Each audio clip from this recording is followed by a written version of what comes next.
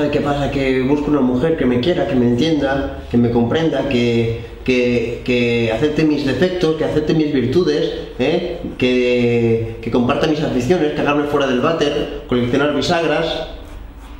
Pero no hay manera, doctor amor. Tengo 37 años y soy virgen. He puesto un anuncio en internet que pone en el Medic, la página esa, que pone Juan, 37 años, normal, porque ¿para qué me voy a enrollar explicando cómo soy? Pongo normal y ya está, y he puesto normal en mayúsculas, y solo me han enviado un email y era publicidad de una máquina que te alarga el pene, y a mí no me hace falta.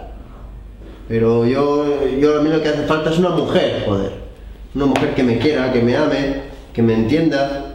Y estoy cansado, hombre. Y si me he hecho tantas pajas ya... No, lo único que voy a decir es que me he hecho tantas pajas en internet que de tanto utilizar el ratón con la mano izquierda, joder, al final me he hecho zurdo.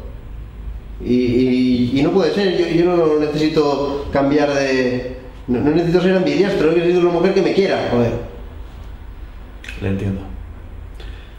Le entiendo, señor Broderick. ¿Usted le pasa, doctor amor?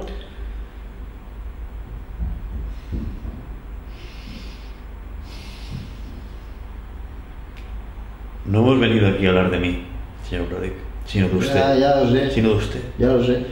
El amor es para los padres, señor Broderick. Usted lo que necesita es un kiwi óptimo. ¿El amor es para los padres?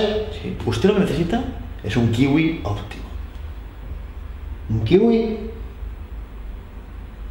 Esto no es sensación de vivir. Y usted no es Dylan. No sea tan cóndor. Festival.